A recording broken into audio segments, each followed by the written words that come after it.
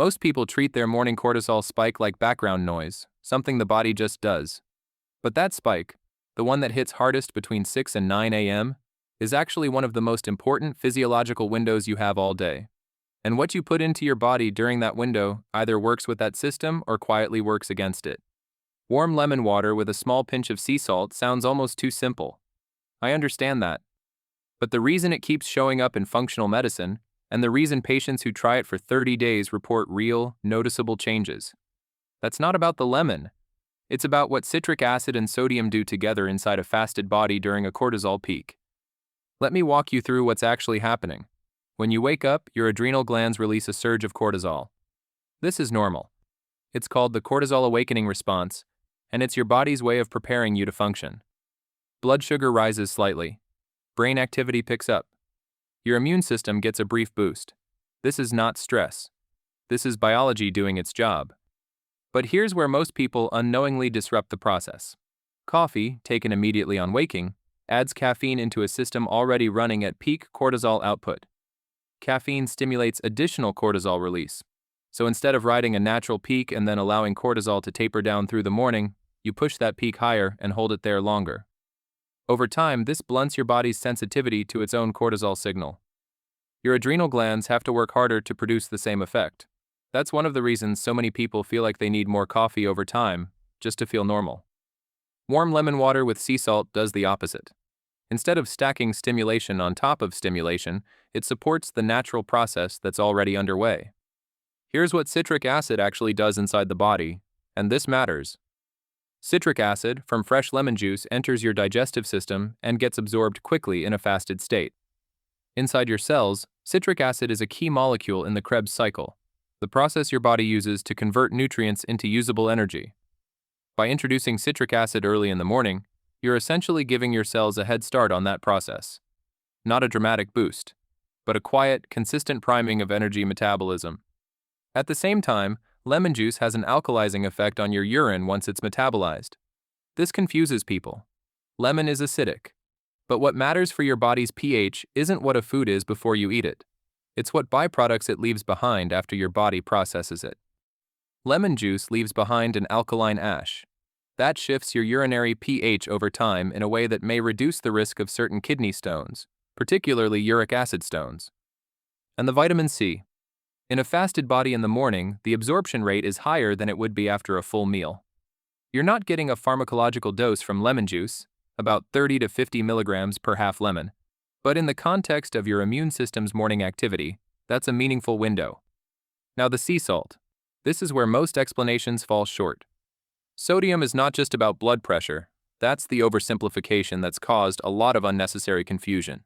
Sodium is an electrolyte. It plays a central role in nerve signal transmission, muscle contraction, fluid balance, and the transport of nutrients across cell membranes. Every single cell in your body needs a specific balance of sodium and potassium to function. When you sleep, you fast. You also lose fluid, through breath, through sweat, through normal overnight processes. By the time you wake up, you're in a mild state of dehydration and electrolyte depletion. Drinking plain water first thing rehydrates you, but it doesn't restore electrolyte balance. Drinking water with a small amount of sea salt, we're talking about a pinch, not a teaspoon, helps restore that balance more efficiently. Sea salt also contains trace minerals that refined table salt doesn't have in meaningful amounts: magnesium, potassium, calcium, and others in small concentrations. None of them in doses large enough to be your primary source. But first thing in the morning, in a depleted state, even trace mineral support matters.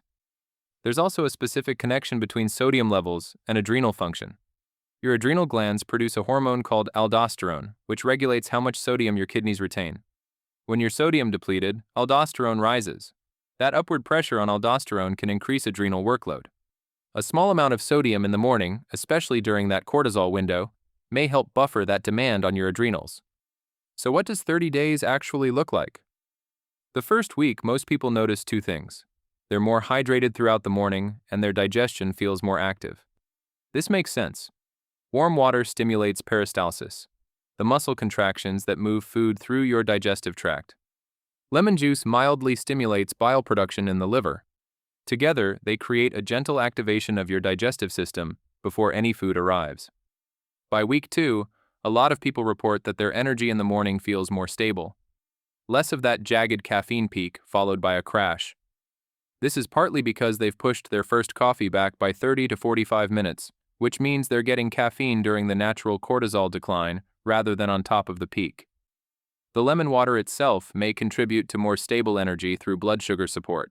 The fiber from fresh squeezed lemon juice slows glucose uptake slightly. Around week 3 and 4, patterns around the skin start to emerge. Vitamin C is essential for collagen synthesis. Collagen is what gives skin its elasticity and structure. Daily vitamin C on a fasted stomach, combined with improved hydration, supports collagen production over time. This isn't a dramatic transformation. It's a gradual stabilization. Skin looks a little more even. Recovery from inflammation, a sunburn, a breakout, seems a bit faster. These are subtle changes, but they're real, and they're physiologically consistent. There are a few things worth being honest about here, because not every claim you hear about lemon water is accurate. Lemon water does not detox your liver. Your liver detoxifies itself continuously and does not require external intervention from a morning drink. What lemon juice does is mildly support bile flow and digestion. That's meaningful, but it's different from the detox narrative. Lemon water does not significantly alter blood pH. Your body regulates blood pH within a very narrow range regardless of what you eat or drink. The alkalizing effect is real, but it applies to urine pH, not blood pH. This is an important distinction. And lemon water alone is not a weight loss intervention. Some people lose water weight in the first week from better hydration and improved digestion. But the mechanism isn't the lemon, it's the behavior shift. Drinking more water in the morning, reducing early caffeine intake, and often eating a slightly better breakfast as a downstream effect of a better morning routine. If you want to do this properly, here's what matters. Use fresh lemon juice. Half a lemon into a glass of warm water. Not boiling, not cold. Warm water is absorbed faster and is less of a shock to your digestive system first thing in the morning. Boiling water destroys vitamin C through heat degradation. Use a small pinch of high-quality sea salt or Himalayan pink salt. Not a teaspoon. A pinch, maybe an eighth of a teaspoon. This is for electrolyte support, not flavor.